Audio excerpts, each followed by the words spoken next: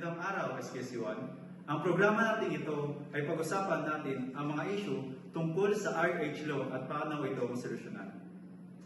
Ang unang issue na ating tatalakay ay ang teenage pregnancy at ang family planning. Para gabayan tayo sa ating pag-uusap, nandito po si Mr. Glenn Cipriano at si Dr. Ben Bincolan. So, Doc, maaari mo po ba na ipaliwanag sa amin kung ano po yung RH law at paano ito nakaapekto sa kabataan at sa issue ng teenage pregnancy? Ang RH Law or Reproductive Health Act ay isang batas na naglalayong bigyan ng access ang mga Pilipino sa mga impormasyon at serbisyo tungkol sa reproductive health. Kabilang dito ang mga impormasyon tungkol sa pagpaplano ng pamilya, mga paraan ng kontrasepsyon at mga sakit na nakukuha sa pagtatali. Ipaliwanag ang mga probisyon ng RH Law na may kinalaman sa mga kabataan tulad ng age-appropriate reproductive health education. Pero bakit po ba naging problema yung teenage pregnancy sa ating bansa? Maraming dahilan kung bakit nagkakaroon ng teenage pregnancy. Isa na rito ang kakulangan ng mga kaalaman tungkol sa reproductive health. Kapag hindi natin alam kung paano maiwasan ang pagbubuntis, mas malaki ang posibilidad na maharap tayo sa ganitong sitwasyon.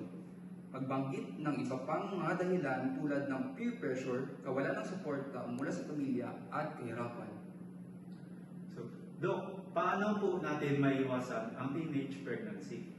Ang pag-iwas sa teenage pregnancy ay shared responsibility.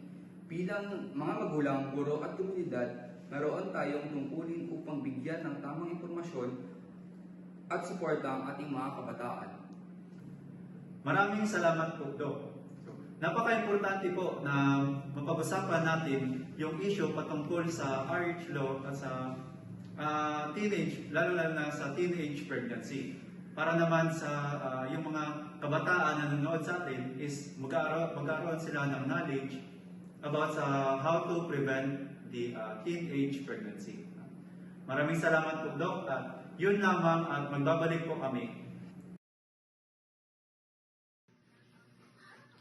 With the RH Law, every Filipino deserves access to education and healthcare services for a better tomorrow.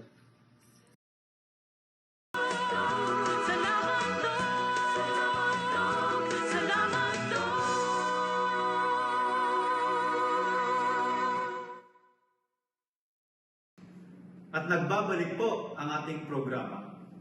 Ngayon naman ay pag-usapan natin kung paano natin masusolusyonan yung issue patungkol sa family planning.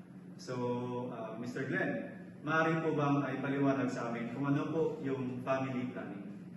Salamat sa pagkakataon na makasama sa inyo. Ang Reproductive Health Law ay naglalayong mabigyan ng komprehensibo pangangalaga ang kalusugan ng mga kababaihan at lalaki. Isang mahalagang bahagi nito ay ang family planning. Sa pamamagitan ng batas na ito, maraming Pilipino ang may akses sa mga ligtas at epektibong paraan ng pagpaplano ng pamilya. Nagbibigay din ito ng tamang impormasyon at edukasyon upang magawa ng bawat individual na magdesisyon para sa kanilang sarili at kanilang pangangailangan.